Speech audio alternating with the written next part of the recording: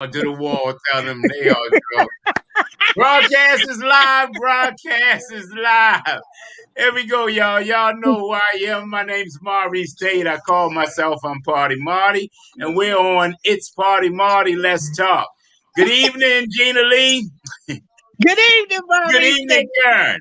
Good evening. Good evening. All right. We got a different format going on this evening. Let me tell you what's happening. You're going to hear a lot of background noise. My nephew Desmond has gone off to glorious times to be with his Lord and Savior Jesus Christ. Today was his funeral and wake and what have you. And what they had was the repast at my house. And repasses we thought started at 1, they'd be over at 4. That was a joke. That was a joke. That was by 5. It was the second wave, y'all. So we out in America. I'm going to do my little part. I'm going to leave Gina and Karen to do their thing. Donnie will be jumping in and out. But you know that my panel, we all heavy hitters. You know, Gina told us what we are. GOD. Greatness on Greatness on demand. display. You Yes. feel me? So I don't run shows and stuff. I learned that Donnie said when I start making mistakes saying my show. This ain't my show, this our show. This show goes on with or without me. And we have an awesome panel with an awesome team. And I'm gonna let the women do their thing. I'm gonna start off, y'all, as usual, what we always do with our prayer. Y'all, anybody's new, our format is we talk about a few things. We're gonna be on an hour tonight. So Gina and Karen are going to run the show themselves and talk about some things they need to talk about because it's too much background noise. But we're always going to start with our prayer. Then we're going to go off to a moment of silence. Okay, y'all. Prayer starting. Father God, thank you for the wonderful things that's going on in all our lives. Father God, rest in peace, Daz. Rest in peace, Mr. Floyd. Rest in peace, DMX. To everybody that's out there that's gone before you, enjoy your time that you had here. That's all I ask people to do. Because when you're gone, you're gone. So I always believe this, and I say this, and all people say when you leave, I'm going to a better place. Sure, you're going to a better place, but I don't know if it's a bowling alley in heaven. I don't know if they're watching the Raven games. It's something different. So live the best life you can while you're here. So when you go up there with God, you get to live a different life with God. That's all I'm saying. So anyway, that's what we're doing. Right now, y'all think about the somebody that's passed or gone on when we do your moment of silence. Tonight, my moment of silence is for Daz, a 33-year-old man from Baltimore. My nephew who was born with sickle cell and what have you. He was told that he would not live to be 16. He reached his 32nd birthday before he left from us. So it's an awesome God that we're serving right there. And that's just how I'll see it, Father God. So that's just how I'll see it. A good man. He didn't leave Baltimore through violence or laying in the street dead or something like that. He left his last 3 days, gone home with friends and family around him praying. Okay, y'all, moment of silence. Amen. Amen. All right, y'all. Hey, listen, we got a new format going on tonight, just for tonight. Gina Lee and Karen will be running things. I have too much going on over here with all this noise in my family. We the Tases. I want y'all to know my first time. Here's my topic. I'm going to get in there and get out of there so I can get back to my guests. Here's my topic. You know what I mean? My topic today is give them their flowers while they can smell them. Give people their flowers while they can smell them. Don't run around and start talking about, I'm so sorry to hear that. We could have done this, we could have done that, and you couldn't do nothing for me or nothing with me or no time when I was here. So, I mean, I don't entertain a bunch of conversation. I don't want to talk about it. And people always, and I'm not going to knock this, but I do have to say this. You know, Karen is there, and she'll comment on it later about, her being the Holy Roly Bible told it from the panel. Listen to people always talk about everything that you say to them. That's all they know is God's got it. But that's a God's got it. You know what I mean? God's got it. Come on, man. Come on. You got to do some other things. You know what I mean? Pray for a job. But get the Sunday Sun classified and give God a hand. You know what I mean? When every time I'm, hey, man, I'm blessed and highly favored. Y'all, a lot of y'all just rolling off some words. A lot of y'all just thinking about some songs. A lot of y'all just quoting some verses and stuff like that. You ain't doing nothing godly. You know what I mean? I'm going to tell you something. I am slash quote unquote Holy Roly Bible told it myself. I've been raised in the church. I'm saved. I'm the late great Catherine Tate's bouncing baby boy. I'm Maurice Tate's also known to the world as West Baltimore Party Marty. If you don't know my story, an ex-dope fiend, jailbird, drug addict, thug. One more time. An ex-dope fiend, jailbird, West certified drug addict thug. So don't tell me about U-turns and what God can do.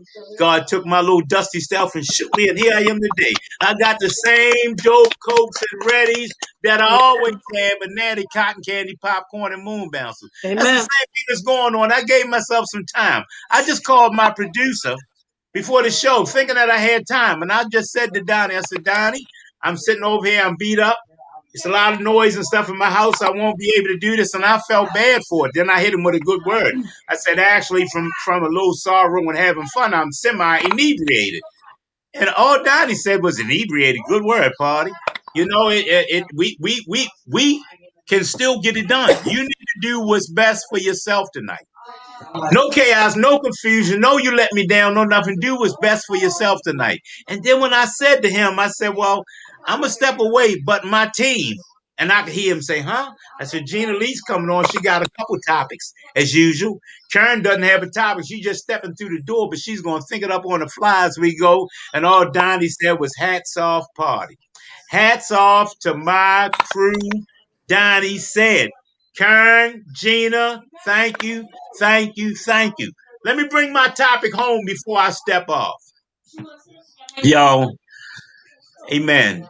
Uh, man, listen, yo, take this thing serious. Your life, take this thing serious, man. Treat yourself.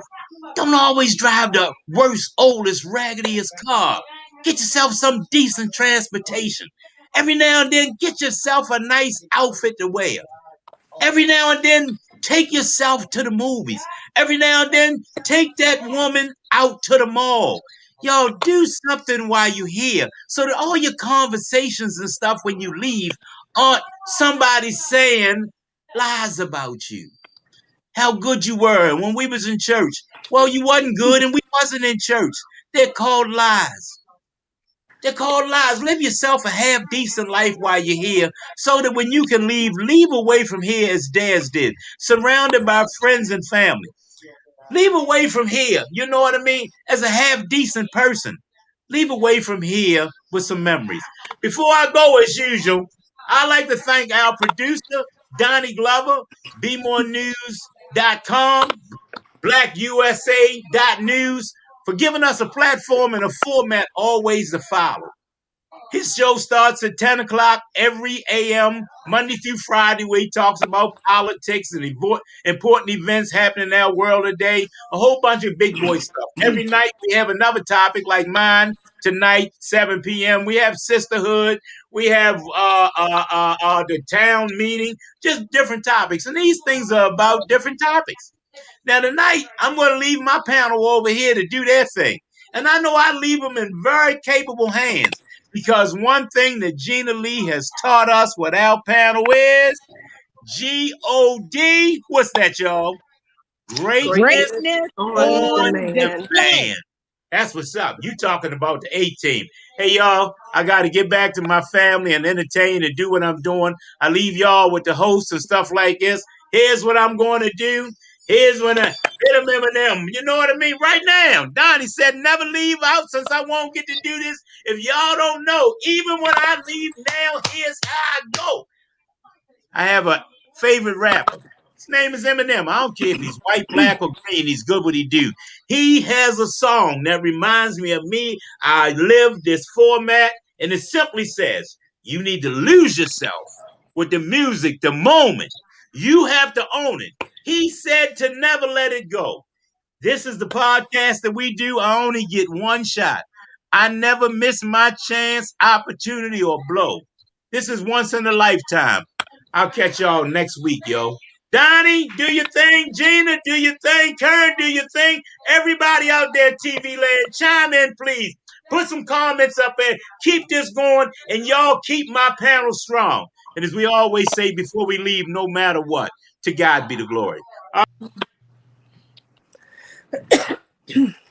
Well, I'm going to start off with the first topic that I had, which was, I'm always into history. Mm-hmm. So this is Gina Lee coming in for Party Marty. Let's talk. All right. My first topic is about Lexington Market, and I think I brought it up last week. About there were underground vaults underneath the market. Now, a lot of people that live right here in Baltimore don't know this. And the market itself, it was founded in 1782, and it was originally called the Western Precinct Market. And it was renamed after the Battle of Lexington. And so it is the oldest market in America. Now, after the Civil War, around 1860 somewhere, 65 somewhere, vaults were built underground, and they were used for storage to keep things cool because they had very little refrigeration back then. Mm-hmm. They would use blocks of ice and things like that back in those days. So up until the 1930s, that's what they used, because one of the tunnels they found ran from the market all the way underground now up to Saratoga Street, which was where the slaughterhouse was. And that's where they brought the meats down from the slaughterhouse through these tunnels, and they would store them in these vaults to keep them cool. And then the vendors up in the market would come down into the tunnels, get the meats that they wanted to sell, and that's how they kept them fresh. Now, in 1949, there was a fire which destroyed the market. And until 1951, when they were digging to rebuild the building, that's when they discovered this underground space. Nobody really even knew that it was there, except probably, I guess, the people at the slaughterhouse and the vendors. So then in the 70s, after the building was built and business kind of got back to normal, one of the merchants, and this is what really just struck me, I saw a picture of a nightclub. What? And I was like, where's this nightclub? The nightclub was under the Lexington Market. The nightclub was called Tubbs Social Club, Restaurant and Lounge. And it was started by one of the vendors. He started the club. And they've got pictures on the internet. If you put it in there, Tubbs Social Club, you can, find pictures. And it's still, the amazing thing was when they started building the new building, they built right on top of all of this. And then, once they started to rediscover the history of the Lexington Market and that kind of thing, and wanted to redesign it and all of that, that's when they came across this club. And believe it, it's amazing because the menu is still on the wall. The booths are still there. They're dusty, but they're still there. The banisters, the bar, everything is still there. It's still intact. So, but the bar was shut down because Mr. Tubbs was conducting illegal activities in his restaurant, and the feds shut him down. So that's how it became a thing of the past. Well, I'm surprised that. Oh, go ahead. I'm sorry. Go ahead. I was gonna say I'm surprised that. So you said this was in the 70s. Yeah, that happened in the 70s and 80s. I'm surprised that when they shut him down, that they didn't confiscate those things, or did they, or was there some sort of I don't know, gates or something? You know how you have the accordion style gates that you could lock, and I wonder why they didn't confiscate some of that stuff, especially since the feds shut them down. Because I'm picturing in my mind during Prohibition, when they would close the speakeasies and they would go in, and even when people were doing moonshine and stuff, when the feds would come in, they would bust everything up, which doesn't really make sense now that I think about that, because, you know, what would you have for, I'll let you pictures, I guess, for evidence? So did they just shut him down, or did they prosecute him too? I don't know whether they prosecuted him. I have not gone into the research for that. I might do that and check that out. Mm-hmm. But the only thing I know so far is that the Baltimore Heritage organization is the ones that have done the research up to this point, with the information that I'm presenting now. And until 2014, did they rediscover all of this that was down there, because these vaults have not been used since they shut the club down. None of these vaults, you know, and I guess with refrigeration becoming available, you know, more, they were able to bring all of those produce and meats and so forth upstairs rather than keep them in the vaults. I wonder if the integrity of the structures there are stable enough to have some sort of an underground museum, you know, based on the past. This is something that, and they mentioned this, that a lot of film crews have looked into the space to use it for movie shoots, and a lot of art groups have looked into the space. They're showing interest in turning it into some type of art project, you know, but it's very stable. It's not like it's crumbling or anything. And the amazing part is how preserved it is. I mean, the like I said, the booths are still, the seating is still intact. You can see it's still red. You know, if you Google it, you'll see the pictures. And so it's just, I mean, and even to the point where Baltimore Heritage has opened it up for tours. You can contact baltimoreheritage.org/tours. And I don't know whether, because of COVID, whether they might have, you know, canceled some of the tours, or maybe they'll be bringing them back very soon. But they were having tours every second Saturday of every month, so that you could go down and see this. Because the young lady that was actually talking about it, she was asking, did they feel like it was haunted? And I was like, because it's really spooky when you see her. She's got a little flashlight, she's going through and everything. It's very, if you kind of let your mind wander, you know, you could be kind of fooled by, you know, it's something behind me or something, you know, whatever. But yeah, the you know, it's just amazing that this structure has maintained that kind of integrity from what, 1970, you know, 30 plus years, and it's still sitting there. So and the vault, like I said, the vaults have been there since the 30s. Where's the point of entry? Well, it's under the parking lot. Okay. So you do have to enter it from the market. Okay. Walk, I guess, under Packer Street, through, you know, through the tunnel to get to that area. So okay. I'm assuming that the entry point is somewhere in the market itself. Okay. Okay. But wow. You know, if one day maybe we could all get together and go for a tour. Yeah. You know, that would be interesting. I would really be interested in doing that.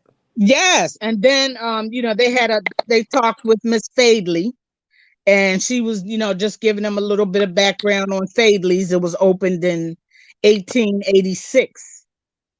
And in 1987, she was given an award for, of course, she's known for her gourmet crab cakes.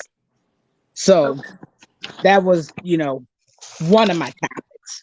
Now, the Okay. other topic I wanted to go over was, and this kind of hurt my heart a little bit, but it was a cemetery on Bel Air Road. Now, it's not there. Well, I say it's not there, but it is still there. That's the sad part about this. The cemetery was in I believe it's the 2800 block and down to probably the 2400 block of Bel Air Road across from Clifton Park. And it was called Laurel Cemetery.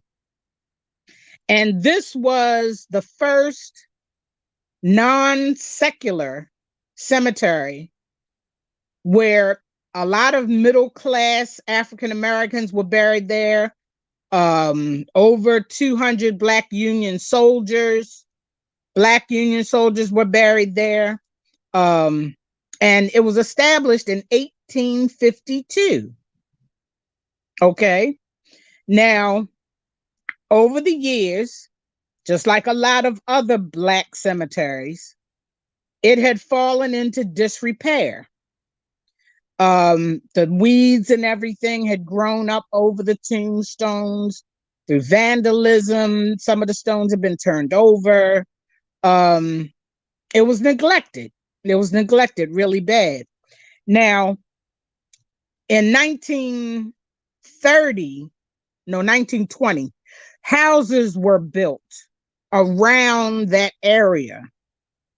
And the community got together and said that the cemetery was an eyesore.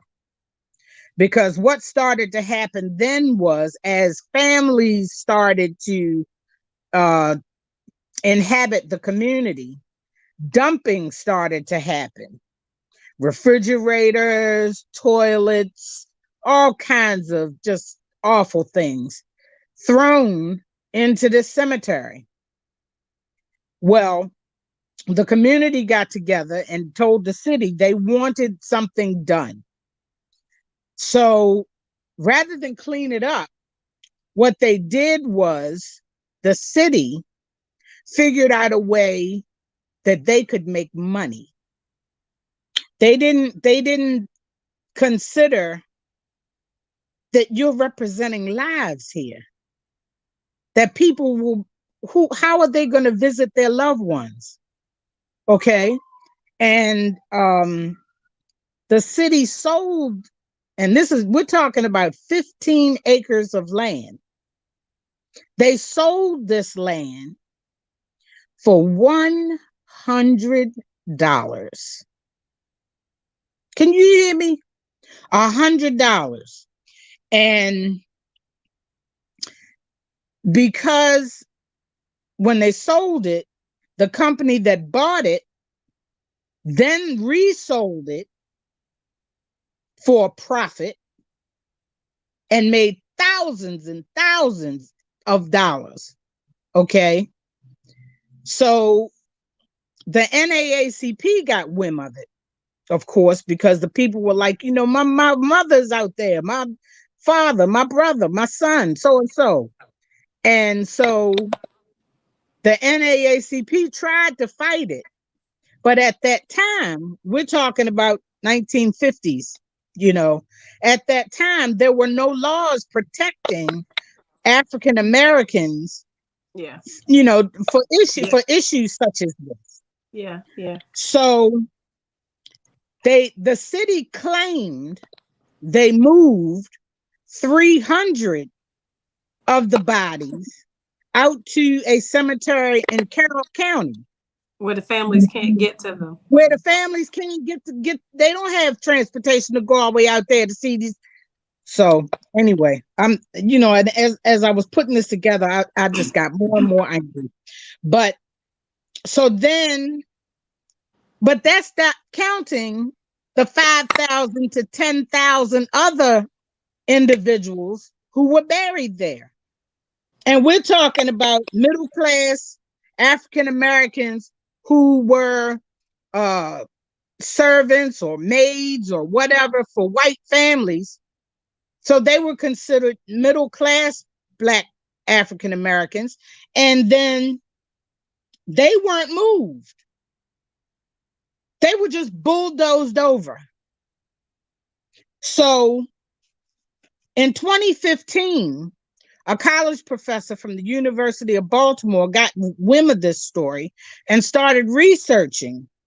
And he found that the land, which is now the Bel Air Edison Crossing Shopping Center, which houses a Foreman Mills, Dollar General, and Food Depot right now, that it's built on top of these graves.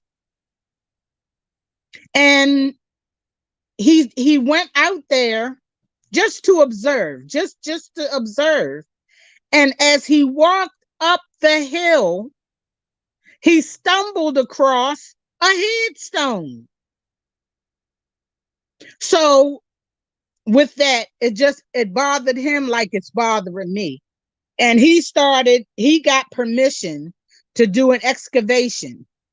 The excavation turned up all kinds of human remains, the casket handles. It was just awful. They used radar to try to identify bodies, and they identified thousands of bodies. So, and coffins. And so like I said, they were just bulldozed over in 1957. So there's now supposed to be legislation that prevents this kind of thing from happening in the future, from paving over a cemetery or something like that, you know.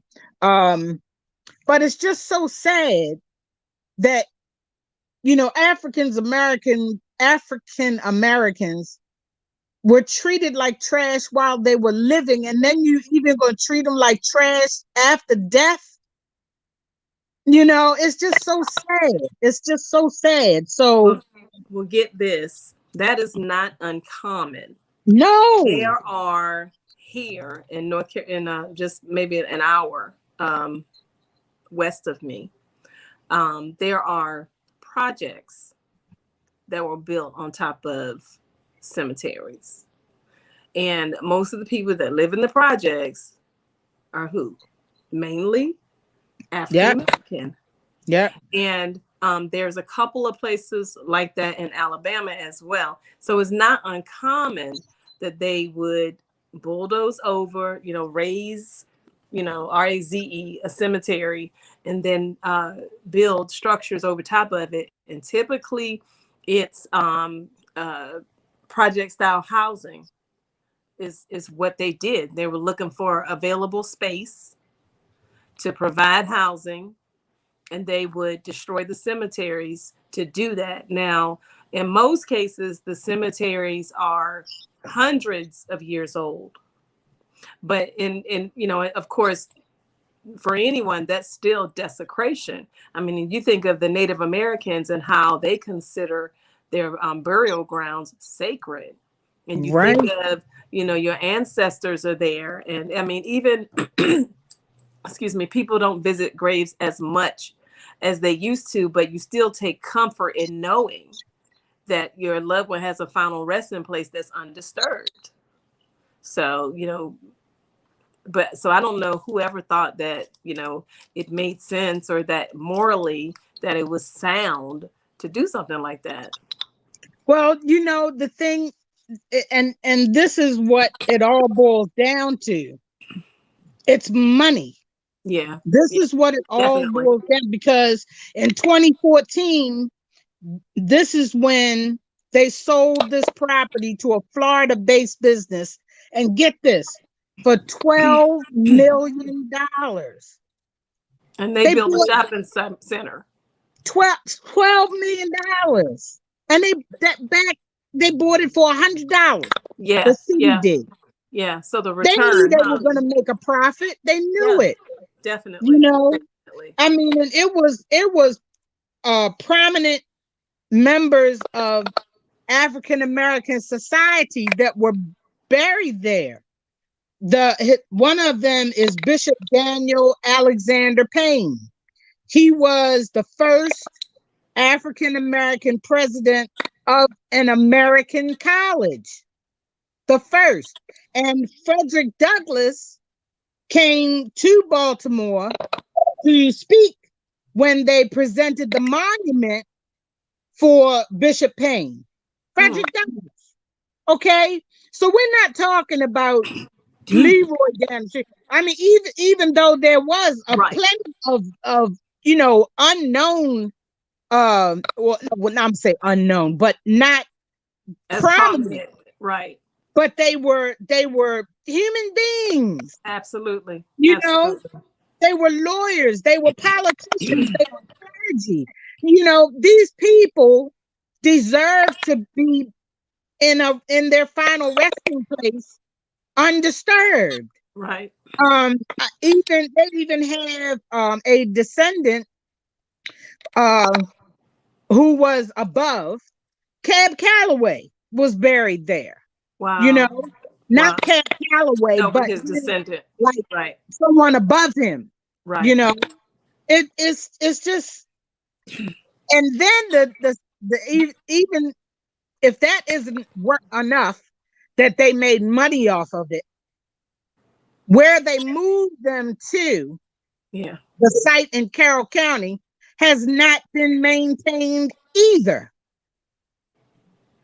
You know, Yeah. you've got the cemeteries like Mount Auburn and all these other cemeteries that are just in total disrepair. And it's sad. It's so sad. You know, it's hard to track down your history as it is. Yes. And Yes.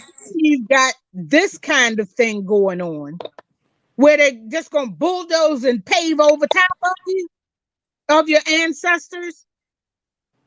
What It's part of crazy. Carroll County have they been moved to? Where they moved to? Do you know? The gentleman did not have the name of the cemetery, but I can research that too and find out and get back to you on that. Okay, because you know Carroll But County is predominantly a white county, and yeah, and so I was wondering. I mean, I have some family members that live there and some friends that are from there, but I was just wondering what sector of Carroll County the cemetery was moved to.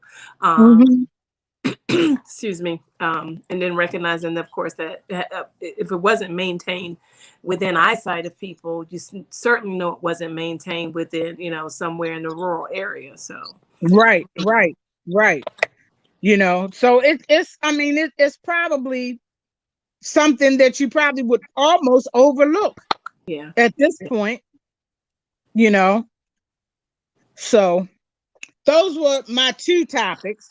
Another thing I came across though, and I was just going to bring it up for interpretation. please do. But well, two things. One, that there were stories about people who are being very belligerent on cruise ships, on airplanes, on all kinds of public transportation now, because even though people have gotten vaccinated, they're still asking that in closed settings for people to continue to wear masks. And I mean, people are actually quitting their jobs because they are, I mean, and I understand it perfectly. You're not supposed to be the police if you're an airline stewardess. If somebody is going to attack you simply because you're asking them to put their mask on, I mean, I just don't understand people these days. I swear. I mean, it's not that big of a deal And the further down the line we can get to being normal, I feel like then, you won't have to wear your mask. Okay. Just a little while longer. But it's just frustrating me because I'm telling you, I got a mask for every day of the week. I got so many masks now. I got masks to go with every outfit. I you can't tell me. I'm ready. I got my mask now. I got 3 kinds of face shields.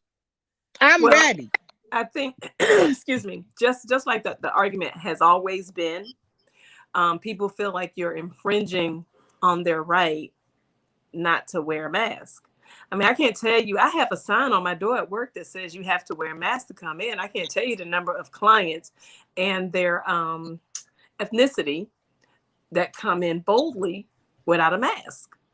And, most of the time, I tell them, I ask them, could they turn around and read the sign, and ask them if they could get a mask, simply because it's a state mandate and we are adhering to, the rules that the governor has set forth. Not because you're in my space and just because you got vaccinated, you don't have to wear a mask and you're in my space. And those are not the reasons. The government has said you have to wear a mask in public places. Now here, they've lightened the restrictions to, outside you don't have to. But in here, you have to wear a mask. And so we're helping you to obey the law. But I think it really just all boils down to people are still wanting to be able to do just whatever they want to do and how they want to do it and when they want to do it. Nobody's going to tell them how. And, that's unfortunate because it says that you don't care about the greater good. You're only looking at, the space that's right in front of you. And that's really just, that's an immature thinking. So. Right. Well, I just, I'm still wearing my mask in public places. I'm not the one that's going to be out here like, oh, I got vaccinated, so I don't have to wear a mask. Right. I'm going to, even after they say you don't have to, Gina Lee going to have a mask on. Okay. Mm-hmm. So it's like you say, it's a personal preference, but I feel like you're infringing, but like you say, it's not about me. Exactly. It's the law. And they've lifted some of the restrictions here too, but I'm still not with it. I really am not with it. And numbers are still rising. Hospitalizations are still happening. The only thing that's not happening as much is the death toll. I mean, people aren't dying as much or as quickly. And then you look at India and they lifted up all their restrictions, and you got mass graves. I mean, the people just lined up. People 3 to a 3. My husband said he saw one was 3 to a twin bed. One up here, and they're saying they got 3,000 deaths a day. I'm like, oh my God, that's crazy. That's just crazy. And they're having just basically open cremations. Mm-hmm. So imagine not just who wants to be in the show. Yeah. So imagine not just having to deal with the unsanitary conditions and oxygen being sold at alarming rates. I mean, how a black market, if you will, just for the skyrocketed cost of the oxygen that's there. I know our country is trying to do something to alleviate some of that, but to think about that, to think about some of the horrid conditions that they already lived in certain areas because of poverty and unsanitary conditions, hospitalizations and, mass hospitalizations, not just, hospital overrun, but just one bed, and then think of just the stench overall, and then add the stench to the burning bodies that they have to have mass cremation. All that because there's not enough.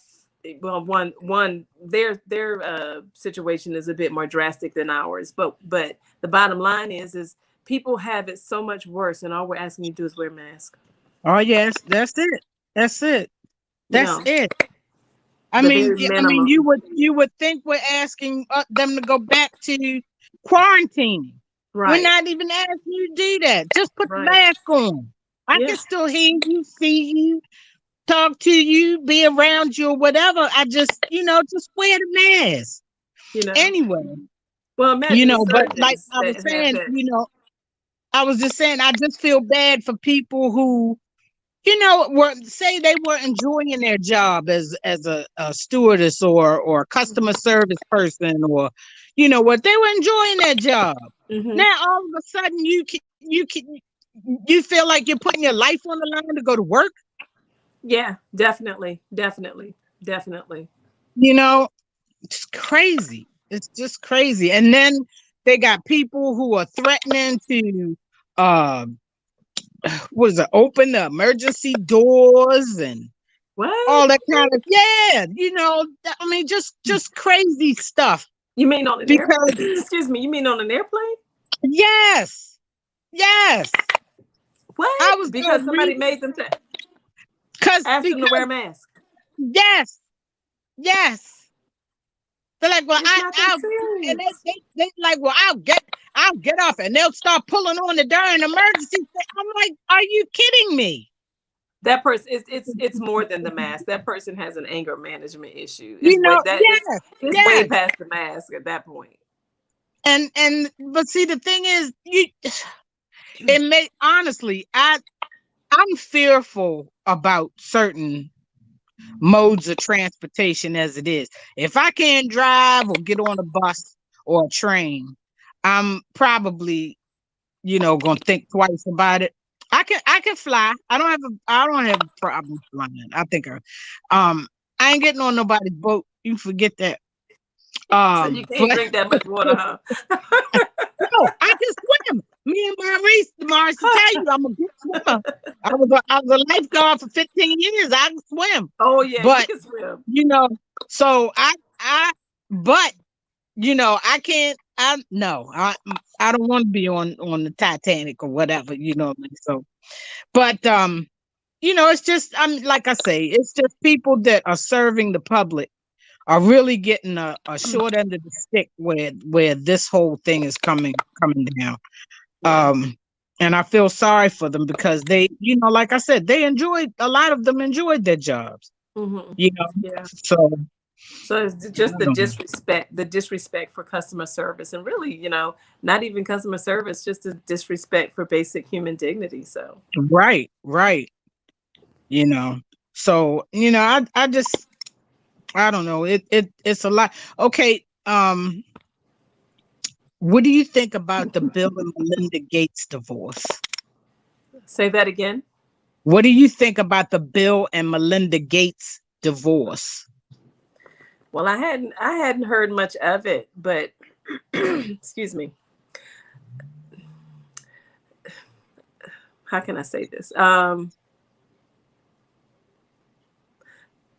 They're philanthropists, but if you're not grounded, money is power, and men with that much money that have that much power. And I say men, but I'm using that as a universal term at this point because women can be the same way. But I don't know what the reason. Do you know what the reason is that they stated for the divorce? Was it irreconcilable differences? Was he stepping out? They just said, basically that they just said there was no point in basically going on with whatever relationship they had, but they will continue to be philanthropists, and they will continue to support the organizations that they run together. Mm-hmm. So they just decided to divorce and part as friends. That's it. Oh. But I don't know. After all this time, you got grown children. I'm sorry. I'm speaking from a woman's point of view. Go ahead. Go ahead. Your husband's a billionaire. Mm-hmm. Okay. You couldn't just come home and roll over and go sleep. I'm sorry. That But sounds how real. many of them? Let me ask you this: how many of them that you know of? Because the what's the guy's name from Amazon? And okay, now Bill Gates. And Yeah. how many people do you have we don't know them, of course, but you know, in that position that have been married to the same wife all this time, or have been in a committed relationship or a long-term marriage. I mean, they've been married for a long time, but like you said, they've grown kids. But just, I mean, grow old together, you know. I've never really heard of many. Maybe Zig Ziglar. Yeah, that's true. That's true. That's very, very true. You I know, think so you're absolutely right. There are very few. The only black couple that I can think of that lasted the test of time was Ozzie Davis and yes, Ruby and Ruby Dee. D. That's it. They're the only two I can think And of off the that was top of my head. Hollywood. So imagine the pressures of Hollywood. Imagine, I mean, and I know this is a whole totally different subject, and we don't have a whole lot of time left. But imagine the white women.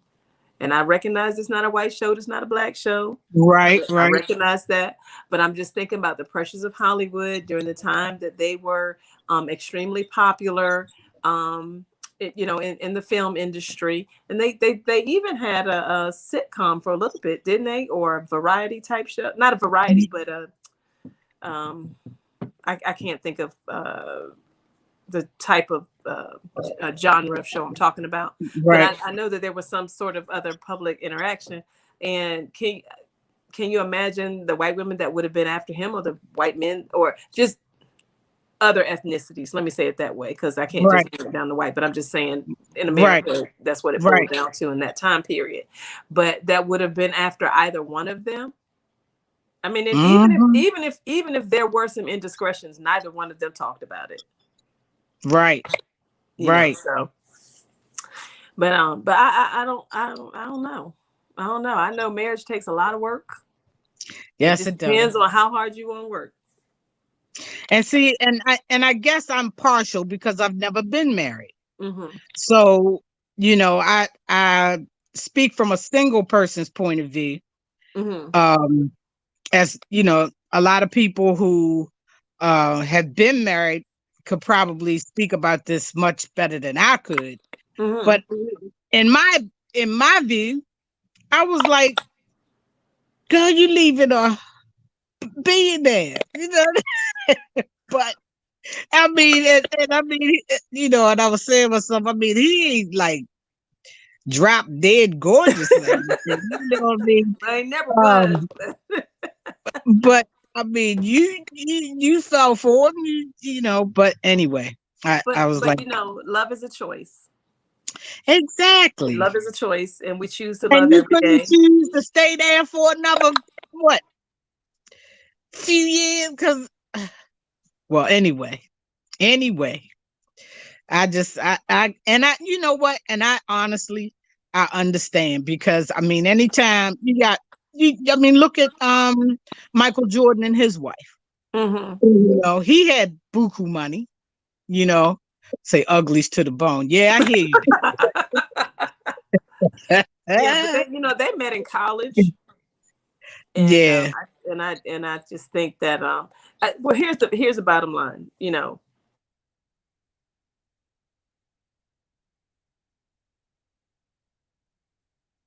In my opinion, hopefully you can hear me. Yeah, I can hear you. Okay. In my opinion, except for certain, like if you cheat on me, I might give you a second chance. But if you do it 2, 3, 4, 5 times, that bride ain't happening. Not here. Yeah, I understand. It I just got ain't gonna happen. I got But and I'm just of the opinion, and I've seen this written different places in memes. People ask, how'd you stay married so long? It's like, because we come from a time period that if it's broken, you fix it.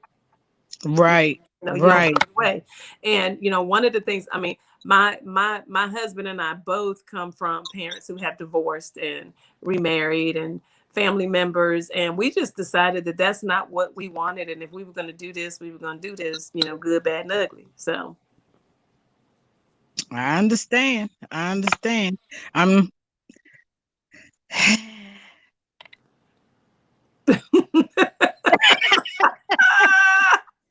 you still, you I still. ain't, I ain't gonna lie to you. All I believe it was But you know what? She don't need his money. No, she doesn't. But No, she doesn't. she doesn't need his money. No, she doesn't. And I agree. I agree. But see, and that's why I said, speaking from a single person's point of view, as opposed to a married person's point of view, Mm-hmm. It's different. Mm-hmm. All I'm seeing is, girl, is you crazy? That's how I'm looking at it. But on the other hand, like you said, how much humiliation or misery are you supposed to put up with? Yeah, yeah. Because you never know what they were actually going through. Right. And how long? Right. So whatever the reasons were, I'm sure she must have had an awful good reason. right. But and like you say, even the Amazon guy's wife, all of them, Mhm. all of them have their reasons. Yep. So, welcome back, Party Marty. Let's talk. We've been having a discussion. We discussed I think you Laurel found your Cemetery. co-host. We discussed Lexington Market, and we discussed unruly passengers that don't want to wear masks.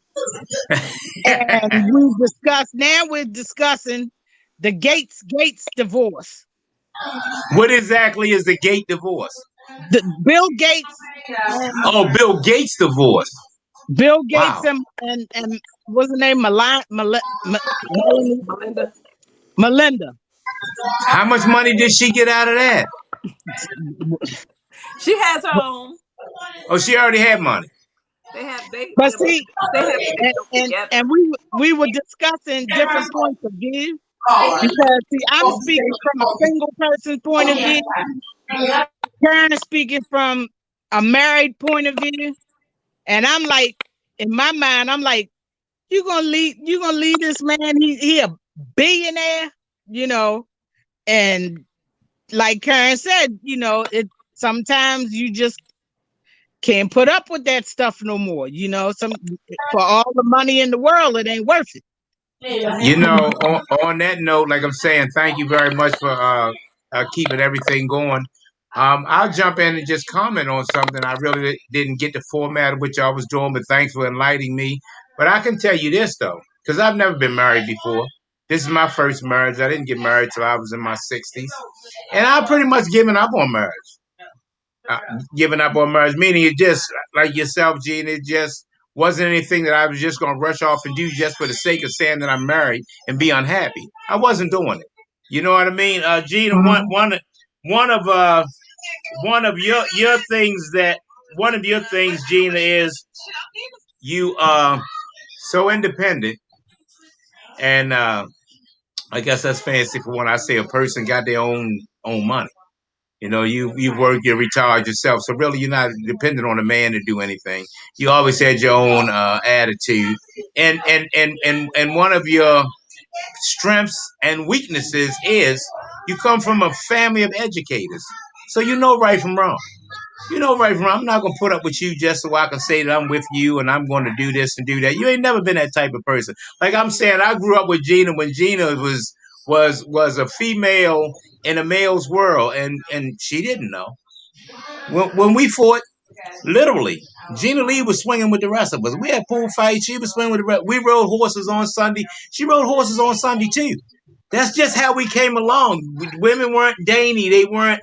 You know what I And mean? fell We off didn't. the horse and did. And fell off. That's what I'm saying. We just didn't spend everything. It just wasn't like that. You know what I mean? Everything didn't have to be love and all this. I said all that to say as I ramble on. I fell in. I fell in love with the right person for me. Now, that being said, I was in another relationship for 10 years. My friend died. So, like I'm saying, all that old make up and break up and think that you get another chance, y'all. You don't always get another chance. You don't always get another chance. You never know when God call you home. But I do know that my friend and I used to make up and break up all the time. And I thought we would get back together. She died before we did. So that just lets you know that things can happen. And I had a guy, Lenny Harmon. Shout out to Lenny Harmon. He owns a moon bounce company. He was one of the first guys in with the moon bounces. He and his lovely wife. And I was doing a party, doing a moon bounce party, and Lenny called me and said, "Party, I got some people right out Druid Hill Park. Need a moon bounce and a generator job you can get real quick." And I said, "But why you not doing, Lenny?" He said, "I got a lunch date with my wife. This is his second wife." He said, "We go to lunch on Tuesday." You know what I mean? I said, "Well, why don't you just run out there and get that money real quick? You know what I mean? Go to lunch tomorrow or go to lunch a little later." And he told me, remember, I'm telling you this, everybody that's listening. He said that I'm divorced. I'm divorced. I will never be left by a woman again because of me. Listen at the society that's out there, male or female. He said, I'm divorced. I will never be left by a woman again because of me. He was too busy doing other things and stuff, so it happened to him. Yeah, okay. He said, can you hear Stinky Blue? Sure you can. Let me tell you something. So I remember that. I think about this. To the panel, to the people out in listening land or what have you, always remember this, y'all. What work did you put into your marriage? You know what I mean? What work did you put into your relationship? What work did you put into your job? What work did you put into your car? What work did you put into your children? You know what I mean? Are you willing to do the work? Are you willing to do the work? I know we've been up here. We're into our last 2 or 3 minutes. The panel didn't need me at all. Thank you so very much for moving right along. Everybody, don't forget blackusa.news. Everybody, don't forget bemorenews.com. Everybody, don't forget what's kept us going through these podcasts and what have you is Donnie Glover and his ideals and dreams of us keeping information going. I'm going to tell y'all something else I did. The show is called I'm Party Marty, Let's Talk, that moved on to It's Party Marty, Let's Talk. I like to look back at everybody and know that I was an important part of this panel. Because when I step away, my panel didn't miss a beat. They kept right, yes, sir, kept right on going on without me. Oh, yeah, kept right on going on without me. You know what I mean? Because they learned from that, and I knew that they wouldn't give up or anything like that. So that was really good. Hey, anybody with a last burning desire out of you two? I guess not, because you already been talking for an hour. That was your burning desire. Hey, y'all, let me give y'all something before I go. I was thinking about my nephew Des that's gone. If anybody's a late bloomer or turned in late, chimed in late, my nephew passed. His funeral and wake was the day, and the repast is at my home. So you hear a lot of noise in the background. It's in my home. They're still doing their thing. I went and spend time with my company and my guests. So that's what I was doing. So as I think back about my nephew that's gone, I always think back about the person who spent a lot of time with me as a kid, teaching me how to hustle and teaching me not to be afraid when you go in those neighborhoods. And that was my guy, Stinky Blue. Dorothy, thank you for the prayer and thank you for your condolences. But Stinky Blue, I mean, rest in peace, Jake Stinky. You know what I mean? And remember, I think back about this guy that told me to hang with him when he went off Arabbing. If y'all don't know, Gina did a whole series on Arab. As a matter of fact, 2 programs together. And to you, Stinky Blue, that's gone, I'm going to tell you how he always taught me to come to that neighborhood and make some noise, party. Let everybody know you're here. Let everybody know you're here. We come to sell this stuff. We ain't never been scared of nothing else. We ain't going to be scared to sell. And when I used to hit your block, if you don't remember who I am now, you might have heard this. And remember that kid that was making that noise was me. And it simply went like this. Watermelon red to the rind. Watermelon dry, some of mine. See, they's born in Alabama. They got shipped to Tennessee. If you're talking watermelon, you should be talking the party. Here's they're all red. Red to the rind. Come and try mine, you'll find. Hey there on the second floor, what you trying to do? If you want fruit, I will bring it to you. My watermelon's all red. Red to the rind, come and try mine, you'll find. Shout out Stinky Blue, rest in peace. To everybody that's out there that's lost somebody and just wanted to get some tears out today because of the funeral or something like that, that's what I got in. Shout out Stinky Blue, rest in peace. Rest in peace, George Floyd, Mr. Floyd. Rest in peace. Keep going with me, y'all. Keep them in there. Rest in peace, Freddie Gray. Rest in peace, Robert Smith. Rest in peace, Carl Turner. Rest in peace, Sam. All right, to the people that's gone ahead of you and stuff like that, take time out to thank them for what they did. To the buzzer, Larry Walsh. Panel, hands up. Hands up, panel. Thank you, y'all, for understanding and a great show. Everybody, have a good, awesome week and see you next Tuesday. Good night, Gina. Good night, Kern. Good night, Donnie. Good night, John Boy. Have a wonderful day in the Lord. And as always, y'all, to God be the glory. Talk to y'all soon. Rest in peace, Des. Rest in peace.